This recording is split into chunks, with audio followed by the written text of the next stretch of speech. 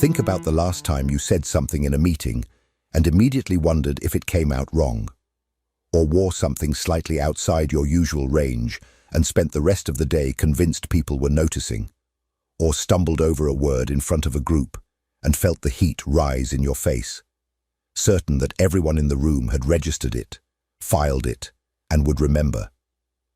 That moment didn't end when you left the room. You carried it home. You replayed it. You edited it. This is not shyness. This is not introversion. This is a full-time psychological occupation, the constant exhausting work of managing an audience that never asked for your performance.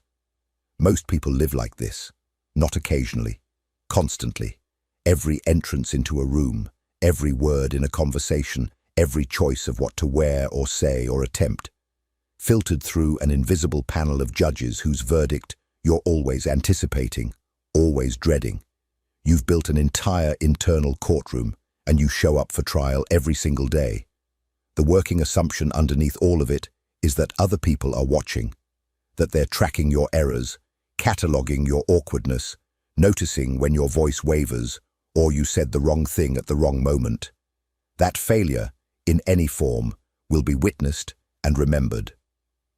Thomas Gilovich, a social psychologist at Cornell University, ran a series of controlled experiments to test exactly that assumption. What he found wasn't comforting in the soft sense. It was something sharper. A clinical dismantling of the social reality most people take for granted. The spotlight you feel burning on you, it's mostly a projection. The audience you're performing for, largely absent, and the gap between what you believe others notice and what they actually notice is wider and more consistent than anything you've allowed yourself to consider. He called it the spotlight effect, the tendency to overestimate how much other people see you, your mistakes, your appearance, your hesitations, your failures. Not as a personality quirk, as a documented, measurable, universal bias, now added up. Every time you didn't speak because someone might judge you. Every risk you didn't take because failure would be seen. Every version of yourself you kept hidden because the room didn't feel safe. That's not caution. That's a life spent shrinking for an audience that wasn't watching. Gilovich didn't just identify a cognitive error. He identified the architecture of a particular kind of unlived life. And the experiments that prove it are where this has to begin. You don't think you're irrational about this. That's the first thing to understand. The fear feels proportionate. It feels grounded in real social experience, real rooms, real people, real consequences. That feeling of being watched doesn't arrive as a distortion. It arrives as perception. Gilovich's first experiment was simple and precise. Participants were asked to put on a t-shirt bearing the face of Barry Manilow, a choice specifically designed to produce mild embarrassment, and walk briefly into a room full of other students. Then they were asked to estimate how many people in that room had noticed what was on the shirt. The average estimate, about half the room. The actual number, roughly 1 in 4. They were off by a factor of 2, not because they were neurotic or unusually self-conscious, because they were human. The embarrassment was so vivid inside their own experience that it felt impossible it hadn't registered for everyone else. But it hadn't. Most people in that room were filling out a questionnaire. They glanced up. They looked back down. The shirt barely existed for them. Gilovich ran the same study with flattering t-shirts.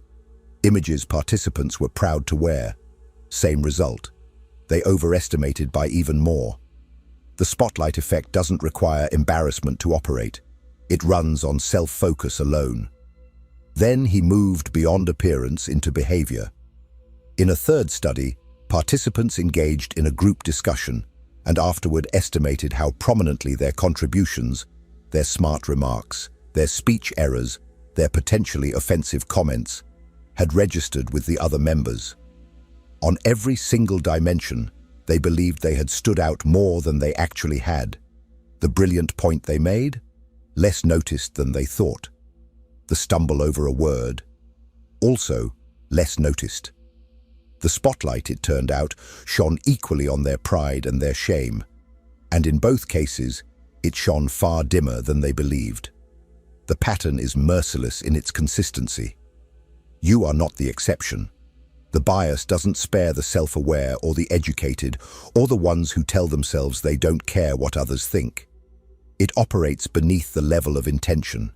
It is baked into the structure of human perception. And the reason, the actual mechanism, is not weakness. It's architecture. You have complete access to your own inner world. Every anxious thought, every cringing memory, every spike of self-consciousness is available to you in full resolution, in real time. Other people have none of that. They see the surface, briefly, and move on.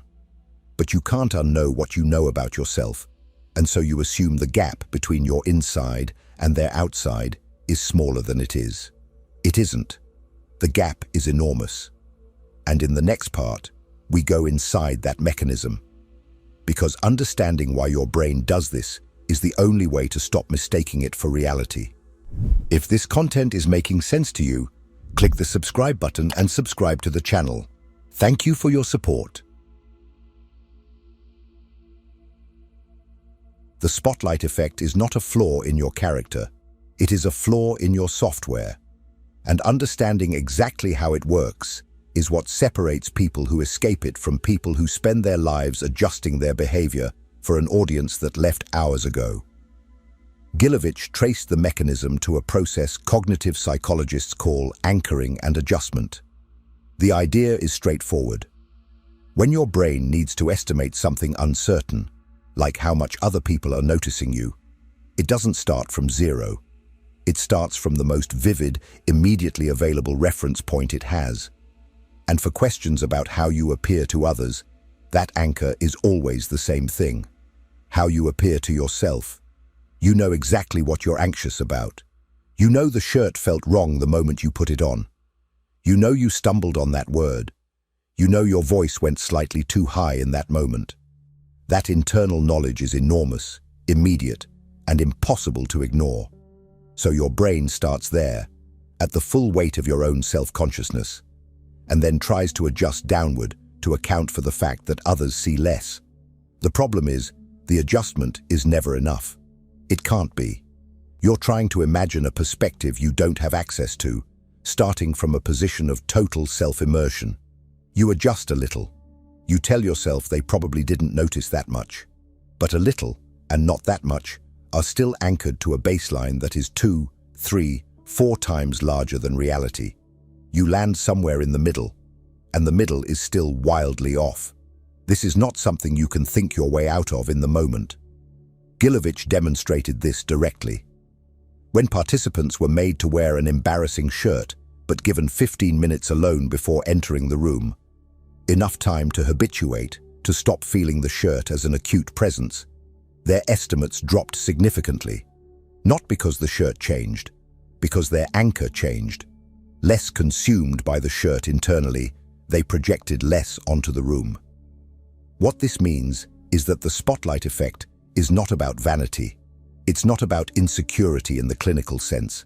It is about the simple, structural fact that you live inside your own experience 24 hours a day, and other people don't. Your inner world is the only world you have direct access to. And that world makes everything about you feel louder, more visible, more significant than it actually is to anyone standing outside it. There is something almost lonely in that. You are carrying a weight of self-awareness that no one else can see, worried about a visibility that no one else is tracking, performing for a judgment that exists almost entirely in your own mind. And while you're doing all of that, while you're managing the courtroom inside your head, the people around you are doing the exact same thing, about themselves. Which is where this gets genuinely strange. Because the audience you fear isn't watching you. They're too busy being afraid of you, watching them. That mutual terror, and what it reveals about the social world you think you're navigating, is exactly what the next part is about. Here is the part that should disturb you most. Not the experiments, not the numbers. The people in that room, the ones you were certain were watching, judging, cataloguing your every mistake, were running the exact same program. The person who saw you stumble over your words was simultaneously convinced that you had noticed the nervous way they were sitting. The one who watched you walk in was worried about how they looked when they glanced up. Everyone in that room was the star of their own private catastrophe, too consumed with their own spotlight to sustain much attention on yours. This is not a metaphor. It is the structural reality of most social situations. The audience you fear is itself an audience, terrified of being watched. Gilovich's research makes this symmetry visible in a way that is hard to dismiss. The spotlight effect operates universally, not just in the anxious, not just in the self-conscious, but in virtually everyone navigating social space, which means that the social world you experience as a gauntlet of judgment is, in reality, a room full of people frantically managing their own imaginary gauntlets. The judgment you dread is mostly a projection, and the projector is running in every direction at once. What this produces is one of the stranger paradoxes in human psychology: a collective loneliness disguised as mutual scrutiny. Everyone feels exposed. No one is doing nearly as much of the exposing as anyone else believes. The surveillance is almost entirely self-administered. Think about what that means for the interactions you've avoided, the conversations you rehearsed obsessively before having them, certain the other person would detect every crack in your composure, the rooms you entered already apologizing internally for your presence. You were preparing for a trial conducted by a judge who was simultaneously preparing for their own trial, before a jury that had already forgotten you existed. The social world is not a panopticon with you at the center. It is a collection of panopticons, each with a different person convinced they're the one being watched. This doesn't make human connection less real. It makes the fear of it less rational. The cost of that fear, the things you didn't say, the risks you didn't take, the authentic expression you kept locked behind the performance. That cost was paid to avoid a judgment that was never as focused, as sustained, or as damning as you believed. But there's a layer beneath the visible, because the spotlight effect doesn't only operate on what others can see, it operates on what you're convinced they can feel: your nervousness, your doubt, your barely concealed panic in the moments when you're certain it's written all over your face. That internal exposure, the fear that your inside is leaking out, runs even deeper than the fear of what you look like. And it is just as distorted. That's where we're going next. You already know the fear of being watched, but there's a version of it that goes deeper, quieter, more intimate, and in some ways more paralyzing. It's not the fear that people see what you're wearing or notice when you stumble. It's the fear that they can see inside you, that your anxiety is written on your face, that your doubt is leaking through your voice, that the panic you're managing internally is somehow available to everyone in the room. This feeling is almost universal, and it is almost universally wrong. Gilovich identified this as a related but distinct phenomenon: the illusion of transparency. The same anchoring mechanism that makes you overestimate how much people notice your appearance makes you overestimate how much of your internal experience is visible to others. You feel your nervousness so acutely, the elevated heartbeat, the slight tremor, the heat behind your eyes, that it seems inconceivable it isn't radiating outward. But it isn't, or at least not nearly to the degree you believe. In one line of studies, participants who were actively lying overestimated how detectable their deception was. People asked to conceal their reactions to unpleasant experiences believed their discomfort was far more legible than observers actually found it. Negotiators thought they were giving away their positions. They weren't. The internal signal was loud. The external signal was faint. The gap between the two was, again, enormous. This matters because the illusion of transparency doesn't just make you uncomfortable. It changes your behavior in ways that compound the original problem. You become hypervigilant about managing the leak. You monitor your expression while trying to hold a conversation. You listen to your own voice while trying to make a point.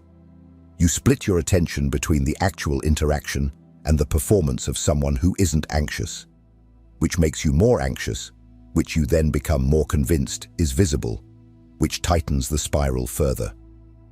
You are, in other words, spending enormous cognitive and emotional resources suppressing a signal that the other person can barely detect. The performance of composure is exhausting you, and the audience for that performance is barely noticing the show. There is a particular cruelty in this. The more intensely you feel something, the more convinced you become that it's exposed, which means the moments of greatest vulnerability are also the moments of greatest distorted self-perception. When you most need to be present, you are most consumed by the management of an image that exists primarily in your own mind. Your inner world is not a glass room. It is far more opaque than you have ever given it credit for. The nervousness you've been hiding so desperately, mostly hidden already. The doubt you've been certain everyone could read, almost entirely invisible. You have been paying an enormous price to conceal something that wasn't nearly as visible as you feared. And that price, measured not in discomfort, but in everything you held back because of it, is what the next part forces you to confront. If what you're hearing resonates with you, you'll find real value in my ebooks. Beyond the Shadow breaks down Jung's core ideas, while Dialogues with the Unconscious gives you a 30-day path to apply them in your life. Both are linked in the pinned comment. There is a specific kind of regret that Gilovich documented alongside the spotlight effect, and it is more damaging than embarrassment, more persistent than shame. It is the regret of inaction, not the things you did and wish you hadn't, the things you never did at all. You didn't raise your hand because someone might notice if you were wrong. You didn't wear what you actually wanted because someone might find it strange. You didn't ask the person out, didn't take the class, didn't submit the work, didn't say the true thing out loud in the room where it needed to be said. Not because you lacked the desire, because you calculated the risk of being seen failing and decided the exposure wasn't worth it. That calculation was based on a false premise. Gilovich found that people's deepest regrets cluster overwhelmingly around omission, around the unlived, the unattempted, the withheld, not around the moments they tried and failed, around the moments they never tried at all. And a significant portion of those moments of non-action trace directly back to the spotlight effect, the fear that failure would be witnessed, judged, and remembered far more than it actually would have been. The math is brutal. You paid a real price, the price of an unexpressed life, to avoid an imaginary cost. The judgment you feared was distorted. The audience was preoccupied. The memory of your failure, in the rare cases where anyone noticed at all, dissolved within days. But the thing you didn't do, that stays, that compounds, that becomes, years later, the answer to the question of what you would have done differently. This is where the spotlight effect stops being an interesting cognitive bias and becomes something more serious. It is a mechanism for self-erasure. Every time you contracted yourself to avoid an imaginary gaze, you became slightly less present in your own life, slightly more managed, slightly further from the person who acts from genuine impulse rather than from the fear of how that impulse will land on people who aren't paying attention. And here is the particular indignity of it. The audience you were performing for was, in most cases, people you will never see again, strangers on a street, colleagues in a meeting who have since forgotten the entire interaction, people whose opinion of you, even if it existed in the form you feared, would have had no material impact on your life whatsoever. You gave them power they never asked for and never exercised. You let them, or rather, your projection of them, shape the boundaries of what you were willing to attempt. The spotlight was never as bright as you believed. The room was never as attentive. The judgment was never as lasting. But the life you didn't live because of it, that part is real. That part doesn't correct itself automatically just because you now understand the bias. Understanding is not the same as escape. What escape actually requires is where we have to go now. Here is the hardest thing this video has been building toward, and the thing most people will resist hearing. You already know the spotlight isn't real. You have known it, in some form, for most of your life. You've had moments of clarity. After a social situation you dreaded that turned out fine. After a failure nobody mentioned. After an embarrassment that evaporated within days. Where you glimpsed the truth. The audience wasn't watching. The judgment didn't come. The world continued without registering your stumble. And then you forgot, and contracted again, and built the courtroom back. This is not a knowledge problem. It never was. If understanding the spotlight effect were enough to dissolve it, a single conversation would set you free. But the bias doesn't operate at the level of conscious belief. It operates at the level of lived reflex. The flinch before you speak, the hesitation before you act, the internal calculation that runs faster than thought. You can know the spotlight isn't real and still perform for it. Most people do. So the question isn't whether you understand the research. The question is whether you are willing to act against the feeling. To speak before the internal courtroom reaches a verdict. To wear the thing, say the thing, attempt the thing, while the anxiety is still present, without waiting for it to resolve. Because it won't resolve first. That is not how this works. The only way out is through repeated, deliberate contact with the thing you've been avoiding. Discovering, each time, that the catastrophe you anticipated was smaller than the one you constructed in anticipation of it. Gilovich's data gives you one concrete tool. Test your predictions. Before a situation that triggers the spotlight fear, estimate specifically how many people will notice, how long they will remember, how significantly it will register. Then find out. Ask casually. Observe. What you will discover, consistently, is that your estimate was 2-3 times larger than reality. Do this enough times and you begin to recalibrate. Not through inspiration, but through evidence. The courtroom loses its authority when you have proof that its verdicts don't match the world. But beneath the technique, there is a harder confrontation. The spotlight effect is, at its root, a story about importance. You overestimate how much others notice you because some part of you needs to believe you are that significant, that your errors are memorable, that your presence commands attention, that the room reorganizes itself around your entrance and exit. There is something almost comforting in the surveillance, even when it terrifies you. To let it go is to accept a more disorienting truth, that most people, most of the time, are simply not thinking about you. Not because you lack value, because they are living their own lives, carrying their own weight, managing their own imaginary spotlights. You are not that important. And that, if you can hold it without flinching, is the most liberating thing you will ever accept about yourself. The life that becomes available on the other side of that acceptance is not a life without self-awareness.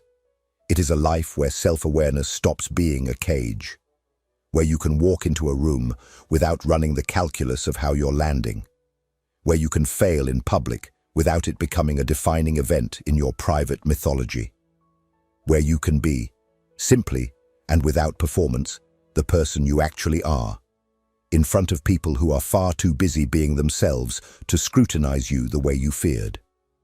Leave a comment with the moment you most held back because of a judgment that probably never came. And then watch the next video.